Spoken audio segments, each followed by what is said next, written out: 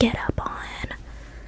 It is not period accurate. I did period accurate makeup last night and it looked really scary. I will include a photo. It was terrifying. It was accurate. I kind of slayed, but it looked scary. And this is ASMR. So we're meant to be pleasant. So I got my notes. Yeah, I should have highlighted it. Very boring. Should I make this black and white so that it feels like the 20s? No, my notes are in black and white though. So let's jump right in. So I have a brief summary and then I go into the nitty gritty. Okay. So what exactly was the 1929 stock market crash? On October 29th, 1929, millions of shares were exchanged on the New York Stock Exchange. It caused the stock market to crash essentially, and it led to billions of dollars lost by businesses, banks, and investors. Why? To keep it simple, so after 1929, this is a post-World War I economy. Now, the American economy really thrives during wartime. So our economy allowed for prosperous living, with many participating in the stock market as a sort of hobby. And they were able to participate as a kind of hobby because they were buying on the margin, which means that they would put like a percentage of their actual money and then basically get a loan from the stockbroker to cover the rest. And when they paid, like when they sold that share, they would make the money back. You know, so they were kind of just like borrowing money to buy stocks and hope that it would pay for itself essentially. Yeah, and the effects of the 1929 stock exchange crash is that it contributed to the Great Depression, and because many businesses and families lost everything. Because like if you think about it, these people, they were buying stocks with money they didn't actually even have. So to see those stocks depreciate in value so significantly, they're in debt now essentially. Like it was bad. And because it kind of helped glide the nation into the Great Depression, President FDR, who was elected following the crash, created the New Deal, which created the New Deal as well as Social Security and the FDIC to restore trust in banks and the US government. Okay, let's talk about some details. So, what is a depression in economic terms? Well, a depression is a dramatic downturn in economic activity in conjunction with a sharp fall in growth, employment, and production. And a depression is often just defined as a recession, which is just a decline in economic activity that lasts longer than 3 years, okay? Or one that results in a drop of annual GDP of at least 10%. And GDP is gross domestic profit. Is it profit? No. GDP is gross domestic product, which is basically the total value of all goods and services that a certain country, America's kind of a company if you think about it anyways, that a certain country produces in a certain amount of time, usually within the span of a year.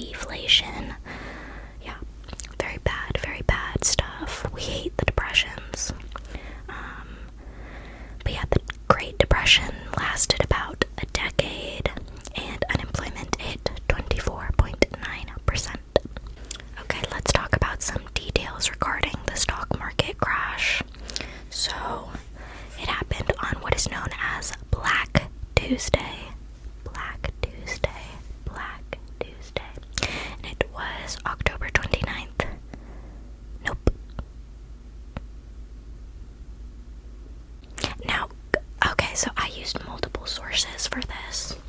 I'll list them in the description. I used history.com, Federal Reserve History.org, Investopedia. I love Investopedia. I go there for literally anything, like any definitions that have to do with like the economy or whatever, as well as Britannica.com. And when I was googling like when the Great Depression happened, so history.com said that it's like October 29th was the day. I think that was like the official, like when they were like, okay guys, we gotta wrap it up, it's over. But a lot of sources also say October 24th. I don't know, I wasn't there. Just, it was a really bad week in October for them, basically. But on Black Tuesday specifically, which was October 24th, 1929, 12.9 million shares were traded. Now, many had been buying stocks on the margin, so the market had begun to plateau. The previous September saw the market begin to fluctuate, causing investors to start selling their stock. Now, in 1917, the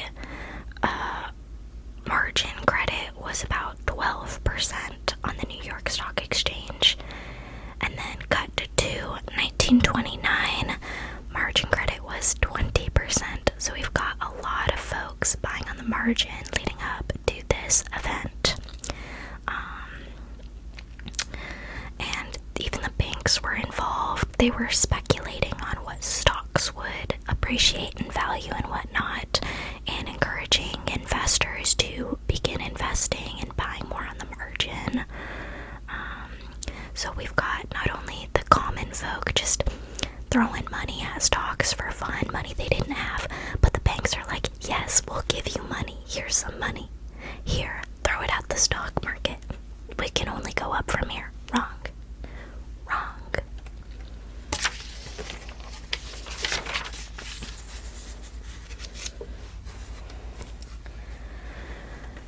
And now, so the way like stocks work is basically you're like buying a share of the company. This is my understanding. If it's wrong, then please let me know, or do your own independent research. I am just a girl who just looks things up sometimes. I just really like taking notes and then talking about it. But my understanding is that when you buy a share in a company, you're kind of like, you're giving them your money to play with, essentially, and they're promising to you that they're gonna use your money well, play with it, and grow your money, and then when you sell your shares, your stocks, you'll get that money back, hopefully increased, because they were able to use your money well. It's like, I'm not explaining it well, but like, I would give, say my friend Joe wants to start a business and I give him $5 because he needs to buy supplies, and he's like, bet, I'll take your $5. I'm gonna buy some supplies and then I'm gonna sell all of my product and I'll give you back your $5 because I'll have made a profit, and your $5 will now be worth $7. So I'll actually give you $7 because you gave me $5, and I was able to turn enough profit that your $5 is now worth $7. Does that make sense? Anyways, that's my understanding of it. So basically, we've got all of these people engaged in the stock market. Okay, but basically, since a lot of folks, my clipboard keeps falling, a lot of folks are investing in the stock market, all of these companies and businesses have extra money to play with. So companies had easy money to spend on production, which led to overproduction, especially in crops, steel, and iron. So we've got an increase of supply, but demand has not changed at all right now. And because, so this is post-World War I, this is why the American economy was somewhat prosperous, and people were kind of living it up. Europe had begun recovering from World War I, and they no longer needed American agriculture to supplement their own. But we have so much now because these companies are overproducing, and now we can't even sell it to Europe. So the US increased tariffs on imports from Europe as a result. So now they're saying, well, Europe, we don't want your goods that much anyways. We're putting taxes on your goods so that American consumers buy American goods rather than European goods. Other countries then followed suit by adding tariffs to US imports, which led to a 66% decrease in global trade from 1929 to 1934. So basically, America is just unable to send any of their overproduced product to any other country. Like, they're just kind of like sitting on a lot of product, and again, demand hasn't increased. Global demand has decreased at this point. And then we also have the banks giving everybody loans to invest. The situation was not good. And then all of the banks that gave everybody this money to invest, and the stocks lose value because everyone's like, oh shoot, I gotta get rid of my stock. And now all the stocks that were once worth like 50 a share, I'm just making up numbers, are now worth like 30 a share. They just lost $20 on that. But it wasn't even the people's money, it was the banks. Because the banks were giving out all these loans. So now the banks are losing money. And they're gonna have to default. And because everybody's like, whoa, the banks are losing money, they all rush to the banks to withdraw funds, which is called a run on the banks. And the banks, their reserve, they only have so much cash on hand, and obviously they're gonna run out at a certain point. So people are hearing like, I was denied to withdraw my cash at the bank because they simply didn't have any. Now everybody's going to their banks. It was just it's a whole kerfuffle at that point. But yeah, you can basically see how like it kind of like everything kind of feeds into each other. It wasn't a good look. So global trade is down. The banks have no money. The stocks are valueless. People owe money to the banks because they borrowed money to invest in stocks that lost value. It's a bad look. We've got too many crops. Yeah, it's a bad look. So now the farmers aren't making money anymore, and all these businesses, like, because the American people no longer have money, so they're not gonna buy anything. So now demand is even lower, but we've still got all of these products, and they just won't sell because now the people they just can't afford it. Okay, nobody has any money. Nobody can buy anything without any money. So businesses aren't making money. It's a whole cycle. It's a whole cycle. And it's bad, and everything sucks for them at this point. Okay? And then President Franklin Delano Roosevelt gets elected. FDR for short. And within the first 3 months of his presidency, they call it the 100 days, he's like, we're gonna do some stuff. We're gonna get employment back up. We're gonna get our ducks in a row, okay? We're gonna get this New Deal rolling, okay? So let's talk about the New Deal. So, the New Deal was created by President FDR, and it lasted from 1933 to 1939. Why did it stop in 1939? You are asking. World War II. America literally only thrives when we're at war, so really puts into perspective why America is so militaristic. Anyways, regardless. So,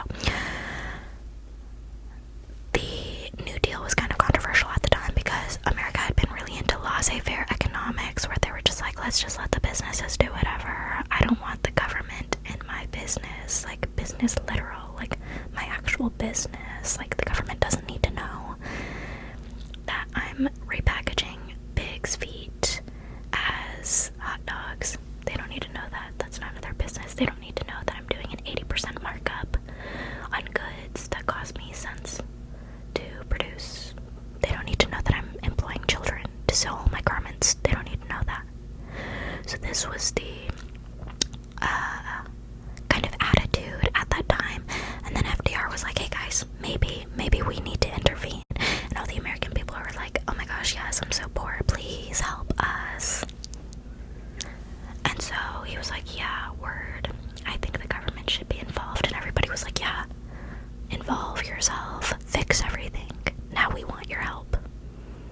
were suffering. So let's talk about some programs included in the New Deal, specifically that first 100 days. We got the Works Progress Administration, WPA, and that gave jobs on public works like roads and construction. A lot of FDR strategy was basically employing people to do like government stuff. I guess we view it as government stuff, but like back then they didn't really. You can see my tag. I had to pin this shirt. It's a bit too big for me, but it fits the 20s vibe. Look at me. I'm off to the bank to go buy stocks, and then I'm gonna go with my girls dancing and rouge my knees or whatever. Anyways, so the WPA. So it was just like employing people to work on roads and construction and whatnot, which I think roads should be worked on. That seems like a pretty good thing.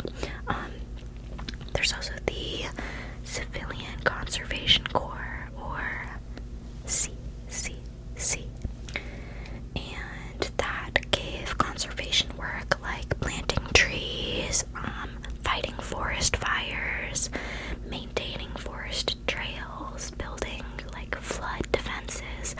That's pretty important.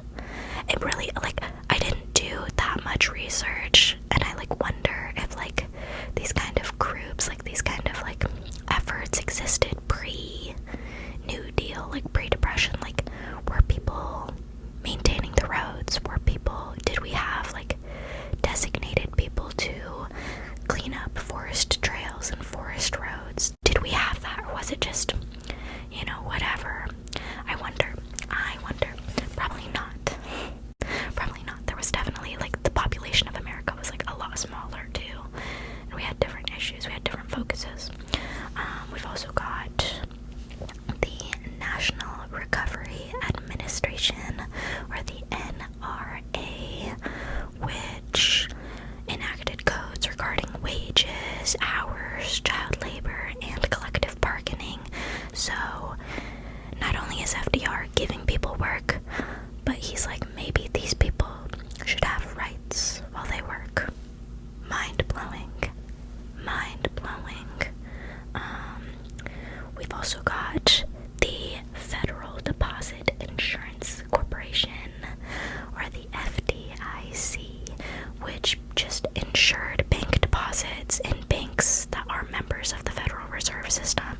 I believe it's $250,000. Anything below that, if you've got it and it's FDIC insured and the bank fumbles it somehow, you are insured. You are entitled to that money.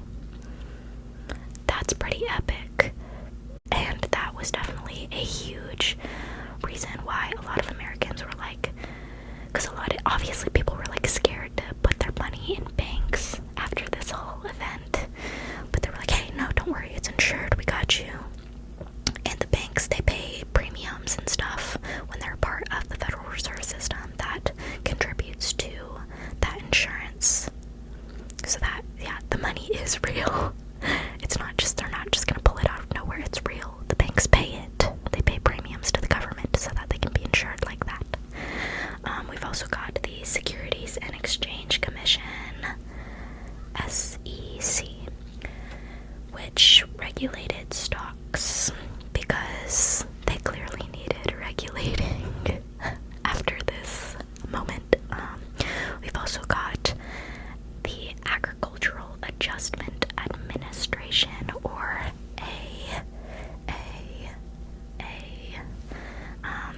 and that reduced farm production and raised prices of those goods via cash subsidies to farmers. So they basically were paying farmers, saying like, I'm giving you this much money to make this much amount of crops, no more, no less.